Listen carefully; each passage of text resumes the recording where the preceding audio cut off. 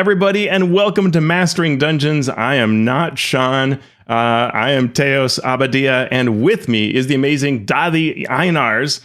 Welcome. You are from the Mystic Arts YouTube channel, a really cool channel that a lot of folks in our Discord enjoy greatly. And you have been publishing. In fact, you just got done with a super huge project. So I've given a little bit of intro there, but please welcome and tell us a bit about yourself and how you got started. Well, I'm like I say in every video, I'm a professional writer and director that's been DMing for about a little over a decade. I started back in, I think it was like, it must be 2014 at this point, with Pathfinder, the first edition there, and ended up sort of eventually finding my way into the 5e ecology when that was just sort of brand new. I think I remember Xanathar's coming out and the hype surrounding that. And started YouTube in 2024, making videos to help dungeon masters. The particular sort of mantra that I wanted to adopt was something for novices to jump to adept. So if you're already familiar with how all of this works, what are the sort of next steps you can take? And then carried that over onto Patreon with additional sort of supplemental like adventures and magazines and things like that. That's fantastic. And we're going to talk more in the main segment about everything that you're up to, including your latest creation, full of queens and fungi. And that's not a joke. But I wanted to share something, as Shawn and I often do, that we do this weekend. So think about kind of what a recent game is that you've had fun with, and I'll share this a little bit that I did last night, which is a friend had me come over for his birthday party, and he had, gosh, I don't know how many people in this house, a lot of people, but we ran 3 tables of an old epic adventure that I wrote for Adventures League. It was the first epic for 5th edition called Corruption in Kryptgarden, at Kryptgarden, and it is a multi-table epic. And so one table downstairs was on what we called the Fey track, where they were trying to do a deal with a Fey Lord. Another one was in another part of the forest trying to break up a meeting between Cult of the Dragon and the Red Wizards as they. And another one was trying to like infiltrate a caravan and get into the stronghold. In the end, they all ended up in the stronghold, and this big, huge green dragon is attacking them all. And it was very good. We had a lot of really fun hijinks. It was a great way to celebrate a birthday party, which I'd actually never thought of doing like an epic for a birthday, but it was fantastic. And I was playing the dragon. I was kind of like the person that was weaving the parts together. So I would show up and scare the pants off of the players and then, go on to the next table. And you moved table. between tables. I did, yeah. So I was sort of, and I would also give them reports. So, the Fey group reports that a bargain has been made with the Fey Lord, and you will have their protection against the dragon Clogiliamatar. And then I would go to the next one and say, like, report in from, they've broken up a deal between the Red Wizards and the cultists. And it was a lot of fun. So it kept it all going like that. Yeah. That's awesome. I love that. Right? I'm knee deep in like trying to make my own mega game to run, and this is exactly the sort of thing where it's like different groups playing different games and tying them all together. That's so cool. Yeah, it's super fun, and so it was fun. And I had not read that adventure since I wrote it, which was in 2014. And so it was like a really like it was fun to see your old writing and go like, oh yeah, I would do that very differently today. I've gotten better, yay. Do you get that thing where you like read something old you did and like hate it? No, I don't. I'm very kind to myself, and I don't get like sort of imposter syndrome or a lot of that. And I loved your recent video on burnout, but I don't know. Like I don't overthink things. I just accept, and so. Yeah. I read it and I go like, oh yeah, that's, I would love to do an editing pass of this today.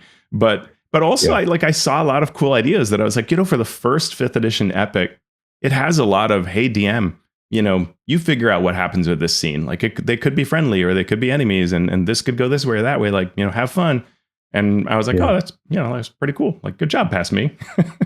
Yeah. No, I completely relate. I don't get that thing because I hear a lot of writers talk about this where they read something old and they hate it. And I'm like, I often read something old and disagree with it, but I'm never really like angry or anything. Like it's just like, oh, that's what I was doing back then. And I've got different sensibilities. So maybe better, but at least different. I'm not sure. Yeah. Yeah, it's fun, but there's some good parts in there. You know, like the one group was ready to steamroll this necromancer, and well, there's a blood ritual shield around them, and they're like, wait, we can't just. And it was funny because for a while they just kept trying to hit it harder.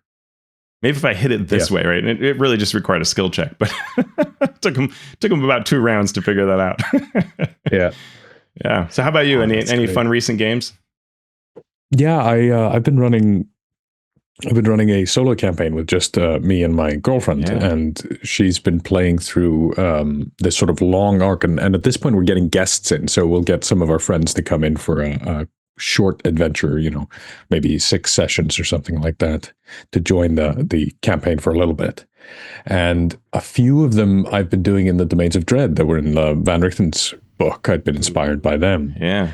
And then the new one just came out, so I figured I'd give it a go, like really, really put it through the ringer, because I really liked that book, even though I was quite harsh on it in the review that I did for it, because I was a little disappointed at the amount of like reprinted content. But like the book is so evocative, it's so good.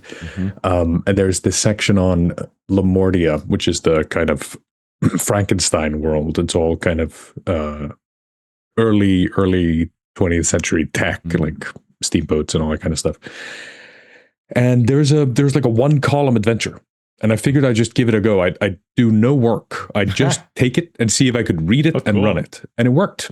The only thing I changed was there was like there's a track in there where you go from A to B and you roll random encounters 3 times or something like that.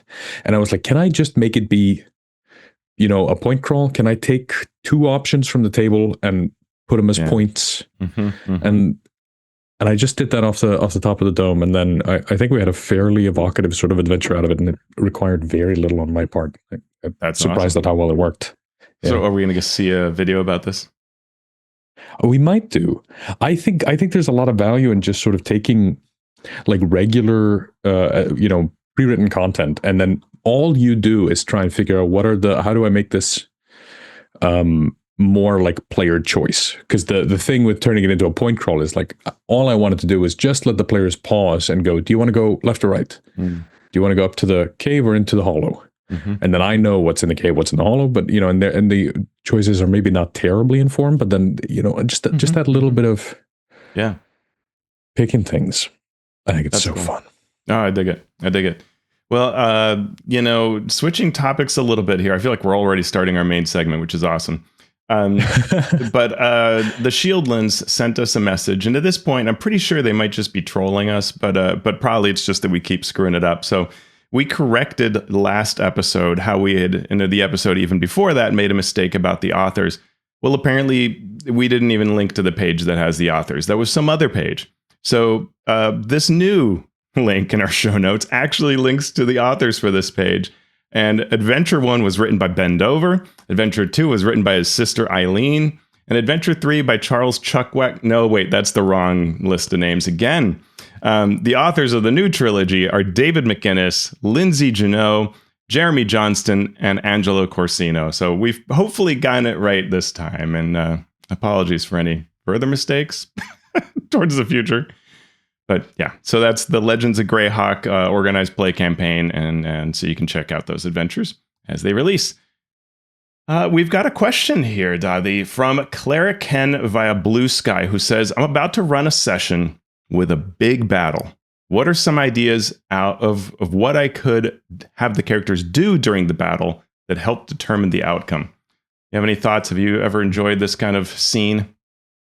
Oh, I do this all the time. I love having nations in conflict, big armies. Like, I think Lord of the Rings is just such a huge influence on the RPG thing. And like when you're watching those movies, the big army battles are sort of the key standout points. But if you go and watch those movies back, you'll notice that, you know, Gandalf doesn't spend that much time hitting all the orcs. He'll go fight the Witch King, or you'll get Eowyn fighting the Witch King, and they fight the Witch King a lot in Pelennor Fields. But they'll pick sort of bad guys that you can go and face off against. And then how that affects the battle, I don't know. Like, depends on if you're using like warfare systems like Kingdoms of Warfare. I think you can get like an action surge or something. You get an extra turn if you win the battle.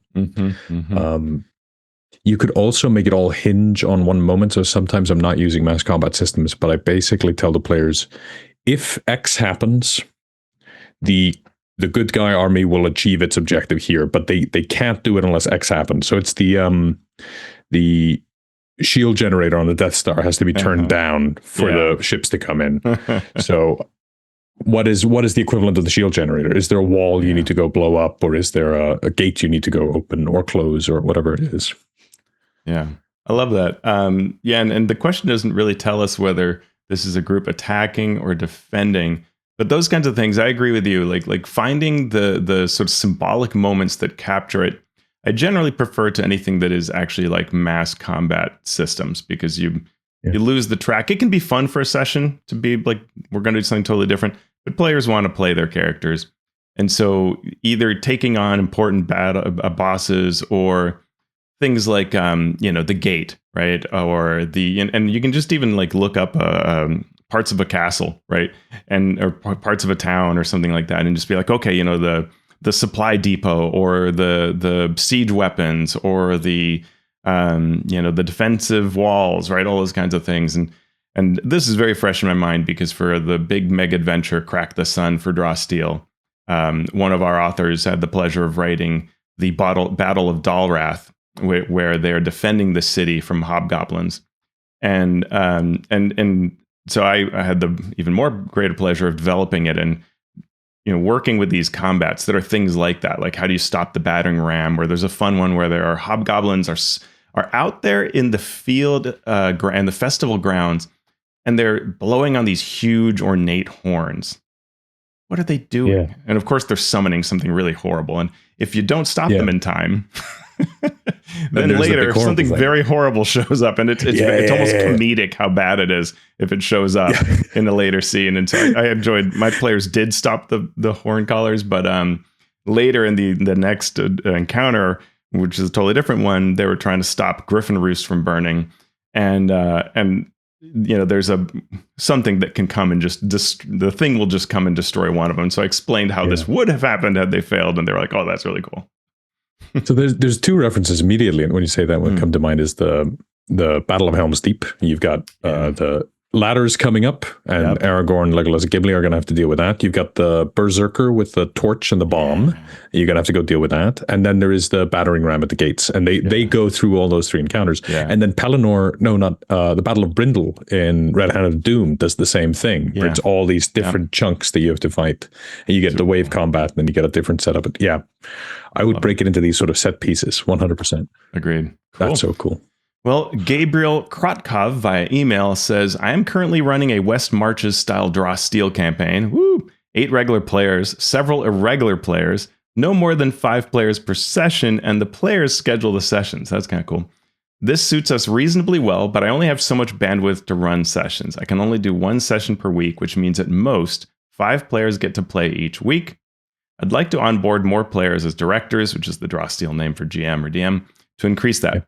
I know several of these players can run the game. I previously ran a several year-long 5e campaign with them, during which we got 3 of them behind the screen in some capacity.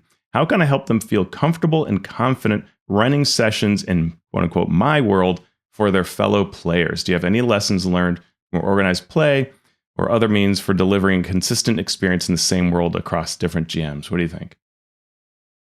I ran a West Marches game that lasted for about 80 sessions, all in all. And it was very similar sort of statistics. I think they were like, you could say 10 or 12 active players, and then a sort of a larger irregular group. And it started with me DMing a whole bunch. And what I ended up trying to do, and this really did work, is I made sure that the DMs could all own a plot line or a part of the setting. So this is, one of them came in, and he ran a dungeon, just like a random dungeon, and the Mind Flayer in it got away. We didn't get him. Mm-hmm. And now, whenever he'd run a session, it was a coin toss whether or not the Mind Flayer would come back, having learned spells, having gained new allies, and we kept chasing that guy down because they can plane shift like immediately. So they'll just, once they get to Bloodied, it's like, well, his next turn's going to be plane shift. So everybody bust out your big guns. Now we couldn't get him. Then it's a Mind Flayer Lich, and then and now it's just his plot. What is the Mind Flayer up to? I don't know. That DM owns it. And he did a similar thing, that same Dungeon Master, where it was the like plots of elemental cults. And he had that whole thing worked out. He was like, I am going to be running the Underdark part of this adventure. There's going to be like cavern systems connecting everything. And then it was just his. Like, we didn't touch that because we didn't want to infringe on. So he sort of takes parts of the setting and goes, this part of your setting, this little sliver, that's going to be me. And that seemed to work really well. I love it. Yeah, I've got nothing to add. I love that. That's perfect. Fantastic. Oh, yeah. Well, let's go to our news and commentary, and we're going to start with D&D Beyond posting their partnered third quarter release schedule. So this is a blog post by Laura Hoffman Homan on partnered content, who is the partnered content project architect. And so for this roadmap, we get that is supposed to have about 1 to 3 releases per month. We do get a few surprises. And it starts out with a nice mention by Chris Tulloch, the head of organized play, around the Legends of Greyhawk campaign, and a link to the campaign webpage, which is really good because I understand sales have been really good of these Legends of Greyhawk scenarios, but with sort of pretty low amounts of advertising. So hopefully this helps drum up even more interest in the campaign, and we get to also see the releases that are there. So in June, we have Steinhardt's Guide to the Eldritch Hunt Player Pack by Monkey DM, which has Gothic subclasses. In July, we have perfectly with yeah. Sorry, I was going to say fits perfectly with the horror theme they got going on right now. Yes, good point. Yeah. Good point. I didn't even think of that, but you're right. Yeah, absolutely. Smart. July has the Legends of Greyhawk Saviors of Safeton, which takes characters to the Wild Coast, and it's the first release from the West Coast Adventurers Guild, one of the groups writing for Legends of Greyhawk campaign. Valdra's Spire of Secrets Player Pack 2 by Mage Hand Press with 7 subclasses and a pet rock. Vampire the Masquerade, Bound by Blood, the one everyone's chatting about, by Ghostfire Gaming. And this provides the Kindred class for 5e 2024. They say a full vampire class powered by blood points, disciplines, and the ever-clawing beast inside. Included in this release is a heart-pounding Dark Ages adventure. And we will be offering a pre-order of Bound by Blood in June, followed by a release in July. What do you think of that? That sounds cool. Vampire stuff. So this is because they did the villain or they're doing the villain options in Unearthed Arcana. So this is presumably going to be a sort of different, like a lateral take, right? Yeah, maybe. Yeah, maybe bridging the seasons, sort of in that kind of. Yeah, I was surprised they said pre-order, because if these are all digital releases, well, like what would you be pre-ordering? But maybe this is also physical. It could be one of the first examples of. There was a job posting a while back that talk about 2P and 3P, sort of the type of partnership you have, whether you are coordinating with D&D or it's just something that's being put out there as a third-party product, or is it second party where you're really working together in a collaboration. So maybe in this case, this is something where they really chatted and discussed what's being made. I don't know, but I'm very curious to see whether they also do physical, and is that being sold by Wizards, which would be very interesting if you had a Ghostfire Gaming writing it, but it's done by White Wolf, and it's being sold by D&D Beyond. Like, that would be an amazing thing. that sounds fascinating. I do know, like, the D&D Beyond, you can do pre-orders. Like, you can pre-order the core books, right? The first party books. Even if they're just digital, you can get a pre-order. You might get them like, that's interesting, like a week early or so. If they have the subscription, I don't remember how it works, but there's some mechanism by which you get it like a little earlier. Maybe that's it. Maybe they're doing an early. Yeah, I've been curious as to whether they would try to do something physical. So we'll see. We'll keep our eyes on that one. In August, there is Legends of the Greyhawk Dreams of the Chained God, which is by Baldman Games. And in talking to folks that work on the program, one of these may be out of place in timing. So don't be surprised if either this one or the next one moves around. But at least currently the communication is that in August, this one will come out, which bridges, they say, the Season of Horror and Season of Magic with a return to Greyhawk City, a plot that involves adversaries first seen in the Elemental Evil Rising Legends of Greyhawk plotline. And it's also the first one that covers levels 5 to 10. Then we have Frontiers of Eberron, Quickstone. This is by Visionary, the company that was formerly working with Keith Baker. That book was first released on the DM's Guild and previously covered on our show back then. It's a really fun book. So that will be available through D&D Beyond. And then the Field Guide to Floral Dragons by Hit Point Press with 3 subclasses and a new species. And in September, Legends of Greyhawk Tear-Stained Idol, coming from Game Conclave, has adventure and intrigue in the Duchy of Ernst. Thoughts on any of those? I think I remember seeing the field guide. Yes, the field guide to Floral Dragons I saw at the UK Games Expo a couple of weeks ago. The hard copy. It looks really good. I remember the art looking gorgeous in that, and I always love more dragons. Yeah, you can't get too many. I'm fascinated to see like DM's Guild products. I know this is not the first time they do it, but DM's Guild products sort of moving over to D&D Beyond. Is that a fruitful market? I don't know. I'm not really in the D&D Beyond ecosystem anymore. I always laugh when I hear somebody who's on YouTube saying that, because I think the Wizards folks have this assumption that everybody who covers D&D is automatically focused on D&D Beyond. And I think there's a, that sort of like, you can have the like, I'm not thinking the term for it, but where you live in your world and you think everybody sees what you see. And the way that so many people, what D&D Beyond really is a character builder. But Wizards acts like it's so much more than, and of course it is for some people, right? But they don't. It's they may not see it quite accurately. And there are definitely people to whom there are definitely people to whom like D&D Beyond is D&D. So if it's on D&D Beyond, it is D&D at that point. Yeah. But I don't. I'm such an old fart. I'll write everything down on paper. My favorite handout is an index card and a ballpoint pen. It sounds so like, oh shucks, the country DM. But at the same time, like I just, I remember getting really annoyed a while ago with like waiting for the app to know what the perception check modifier is, or like, you have to swipe the character and the little loading icon, and it wouldn't take that long. But I know it'll take 0 time if it's just look down at your paper character sheet. Right. So the utility of just having it all physical is so important to me. I'm very much a paper person, though Shawn, the usual co-host here, he's very digital. I certainly use D&D Beyond for searching when I'm writing and things like that, but because it's very handy for that, even with its bad searching. So I think that, what this represents is the fact that the DM's Guild is no longer a partnership they really care to nurture, right? They being Wizards. And it's hard to know exactly why that is, but it's probably a number of things, but they are now focused on this D&D Beyond side of things. Yeah. And in the same way that I think Roll20 is sort of going, I think they're probably looking at the way the agreement is written up and saying, you know what, we can also sell this on Demiplane. I think Wizards, their version of that is, we can also take that exclusive to the DM's Guild product and put it on D&D Beyond somehow. And maybe they all talked about it and agreed to it, or maybe they just are deciding nobody wants to legally fight this. But it is an interesting thing to see this thing that was exclusive to the DM's Guild suddenly also be allowed on D&D Beyond.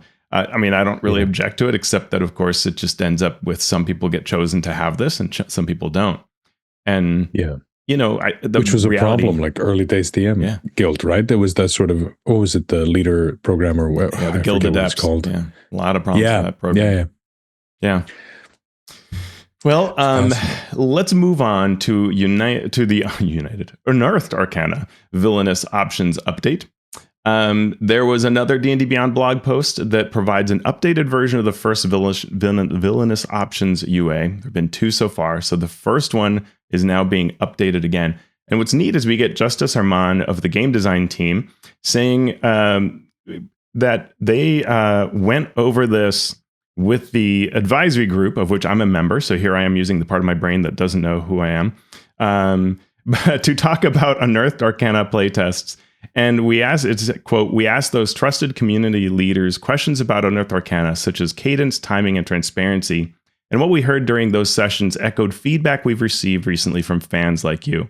So Justice goes on to say that there have been recurring requests for more transparency. So this blog post attempts to provide that. And at least on our Discord, it was very well met, which is that he goes through in the blog post and runs down all the various subclasses, how they were rated by fans, with comments such as respondents felt it had great flavor and great features. You might see this subclass appear in a future product with some minor tweaks.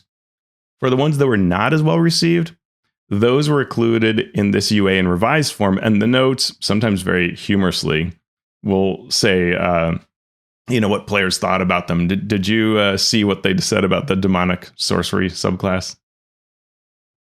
I think so. Hang on.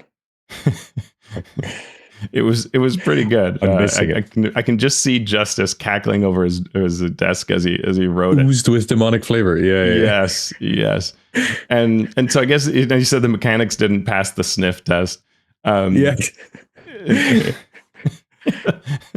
Wizards of the Coast does not recommend sniffing demons, right? So it was good. It had that sort of approachable feel to it. And one that did not make it was the Primordial Patron Warlock. Received mixed feedback. Players felt it was too thematically similar to the Genie Patron from Tasha's Cauldron of Everything, and respondents were divided on its core feature. So we're putting it on the back burner for now. Didn't meet our standards for inclusion. And then they went on and reviewed the ones they did change. Yeah, right? Yeah, just like why? Because I remember getting the Unearthed Arcana, and then there's just a different one, and one of them is missing, and you don't know like what's going on. And I just love seeing, because this is an optional blog article for those of us who are way too much online reading all this stuff, and you get a little insight into why the decisions are being made and what's behind them. I think it's a great inclusion. I love seeing this. I like hats off. Yeah, and agreed. Like Wizards of the Coast does not recommend sniffing demons. I think is a great, like, it reminds me of those old those disclaimers you get at the start of the 2014 5th edition books. Loved it. Yeah. So we get three subclasses that are here in revised form: the Druid Circle of the Titan, the Fighter Hell Knight, the Sorcerer Demonic Sorcery. 4 new feats and 4 new epic feats. Which I always laugh that they love those epic feats and they keep working on them. But yeah, really nice to see that change. Really nicely done post. And I think that kind of thing that really helps people remember that, hey, real humans are going over my feedback and turning it into a new version. And it's a complicated process, and you make it more complicated when you have to suddenly write a blog post about it. So I hope they're able to maintain that and keep going for future ones.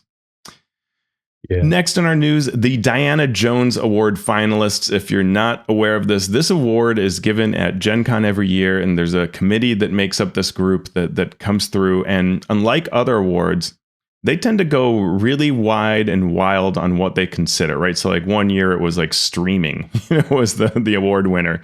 So it can be a concept, it can be a person, it can be a company, a lot of different things. And this year's finalists are Mischief Toy Store, a game store in St. Paul, Minnesota; Molly House, a board game by Joe Kelly with Cole Whirl and Rick Royale from Whirligig Games; Price Johnson, a game company executive with Cephalofair Games; Rob Wayland, a game designer and journalist, and he passed away recently; Trench Crusade, a miniatures game by Mike Francina; James Sheriff, and Tuomas Pirinen from Factory Fortress. And you can go to the link in our show notes and find the Diana Jones Award location, but it's mostly on Bluesky where they really share the info behind each of these. The winner will be announced on Wednesday, July 29th at the annual Diana Jones Award ceremony in Indianapolis at Gen Con.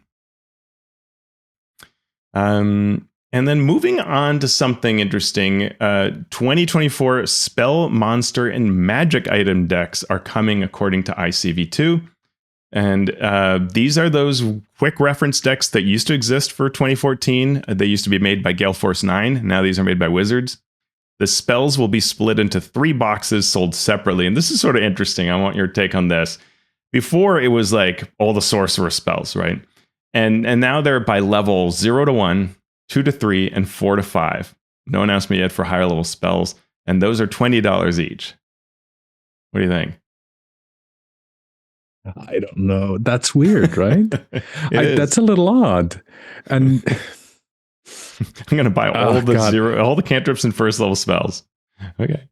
That basically makes it so that you need to buy all the spells. Yeah. Because if you were getting the Druid deck, you could just get the Druid deck. But if you were someone who played a lot, you might then you would need to buy all like 12 classes or whatever. That's a lot. Yeah. But at that point, don't you just look them up in the rule book? Yeah, and there are a lot of websites that can help you make it too if you want to just make your own cards. But these are handy. Like I own, and even the old ones were revised because I think they didn't have the concentration symbol or something like that. And so like I own some version of them. And yeah, they're great. They're very easy to use. I like being able to reference it. There are always some spells that don't fit, so I'll be curious what they do with those here. I'm also curious whether, I assume these are just all the 2024 sources, which kind of further makes that divide of like, you know, but I'm casting this spell that's from this book that's fully compatible. No. Yeah. So, this is weird. Yeah, I don't know. I like because so like with the monsters at that point, because they've got like multiple different decks. It says, you know, animal and NPC, mystical and menacing, fearsome and ferocious. Yeah. Again, at that point, I'm like, presumably that means I'm getting all three and spending $75 if I'm getting any of them, because you're not going to get any use out of just having the, well, maybe just the animals if you're shapeshifter, but then you also have to buy the NPCs. Right. And let's say you're someone who can summon, you can get the animals, but you can't get the fiends, which is something you might be summoning. You got summon devil or summon demon. So yeah, it's a really interesting breakdown, and those are 25, so another $5 each. And I don't even know, like, is this all of them? Like animals and NPCs, mystical, menace, and fearsome and ferocious. Does that mean that all three equals all, or is it again sort of like the spells where this is a initial set and there'll be more later? I don't know. Magic items will be in two decks. One is common and uncommon in the single deck, and then rare and very rare in another. And those are $25 each as well. So interesting. That one makes a lot of sense to me. That last one, because you're like, if you're DM, you could just grab a card and hand it over, like, and you might just get the two. I don't know. I look it up in the book. I'm a simple boy. I just go look it up in the book. I'm also curious: is this just the player's handbook and DMG, or is this all source books to date? And you know, of course, what will happen is the moment after you buy these cards, some new source book comes out, and then you got to like make it on a piece of paper. So we'll see. Interesting thing to ponder. Yeah. I'll go pretty quickly through these. Free RPG is coming. Free RPG Day on June 27th. So you've got a little bit of time to run the locator. You can go to freerpgday.com/gamers, and there is a locator there, so you can find the closest store that's running it. There are a ton of games being offered there. If you haven't done it before, it's great. You go to a participating game store, mostly US and UK this year. Somehow something went wrong, and so it's delayed. It'll be a different day in the UK. But you know, they'll have a table usually with a whole bunch of different free things that you can get. The stores do pay for the kit, so being a patron of your store on that day is really good. Buy something while you're there and get your free thing too. There's a new adventure from Daggerheart called The Dying Spire. Cosmere has an adventure there. Evandris is running a 5e adventure, which I thought was interesting, and much more. That's great. Go to your local game store and pick up something you were going to get anyway, and might as well try a new game that day. Like, hell yeah. Yeah. Our last news item, China is getting weird. The Shadows of the Weird Wizard RPG is now available in China thanks to a partnership with Rosiness Games. Chinese players can join an official QQ community to stay up to date on news. I had to look that one up. QQ community. That's huge. That's like that's like 3 times the size of Discord. Wow, that's awesome. It's a massive platform. I never heard of it, but that's great. Wow. Well, it's very interesting to me seeing what I would call much smaller publishers who are out there finding these partners with which to sell. And of course, you got to give a cut to make that happen. But it seems to be working really well for these companies that are partnering. And meanwhile, Wizards is saying, well, we can no longer ship products to these countries. That's too expensive. This is too hard. And it's interesting seeing this and Japanese press saying to the CEO of Wizards or the president of Wizards, so when will you resume your support of Japanese D&D products? We're really wondering what's going on here. And I don't know. I'm not in charge of that. And so it would really nice to see Wizards do this. A Shadow of the Weird Wizards can do it. I think Wizards can find a way to get those RPGs into China consistently. Yeah, I'm Icelandic. I'm from an Icelandic RPG community, and I'll tell you, there's been one, I think, legitimate Icelandic RPG, and it is kind of legendary in this community circle. No, it's fairly old. People don't play it anymore, and it's out of print. But if you are from a country where people primarily like engage in dubbed media, like if you get an American movie, they dub it. If you live in one of those countries, if you want to go design an RPG, you can guarantee that you can appeal to at least your local like group of nerds in your nation. And like that might not be a small market. Like genuine, like if you're from Germany, they dub everything. In France, they dub everything. Right. Those countries are like, I don't know what their WotC support is like. I know there was a big deal about an Italian D&D player's handbook at one point. Like it was on D&D Beyond. It was like, yeah.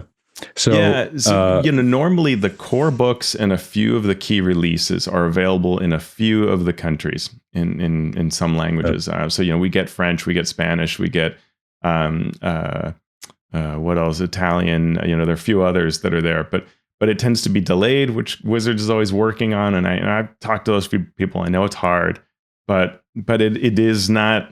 It's not what it could be very clearly, and it's not as wide as it could be.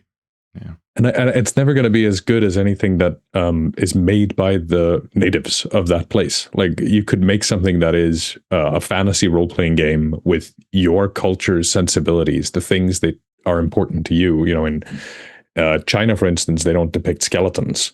Like you could find your own angle on that, or whatever it is in your culture that is more important. Kobolds or German. Yeah. What if you lean into, if you're from one of those countries where people are lacking this, be the community change you want to see and go chase that down. Like, why not? Yep, absolutely. Well, shifting to our creator corner, we have The Last Roundtable, an offbeat Daggerheart adventure. This is written by Hackshack Games, and it's on Kickstarter now. It's a tier 2 Daggerheart adventure that brings us the tale of a tavern that is sunk into the ground due to its super dense brew. And you get 4 brewery levels to explore, adversaries that can be friend or foe, new threats, new items, and more. There is a threat system that allows you to choose the main threat for the adventure out of several options. I thought that was pretty cool. There is a preview you can check out there directly from the Kickstarter page. And this is up until July 15th, so you got a little bit of time to get over there. Kickstarter.com for The Last Roundtable.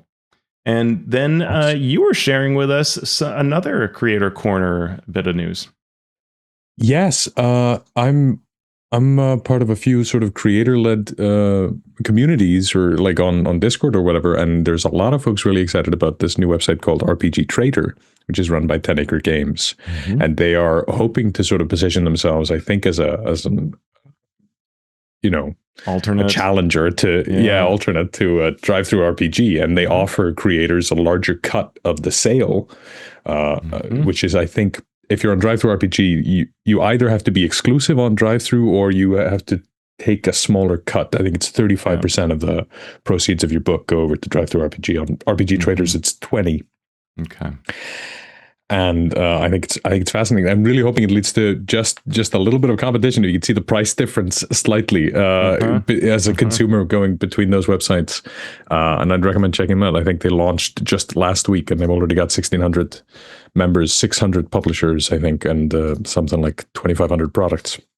Very cool. And they've got a free free RPG Day bundle thing that's starting out just on June 27th. That's really cool. Very neat. Love it. Love it. That's fantastic. So that was our news. Stay tuned, as the two of us are going to chat about the work that you were up to.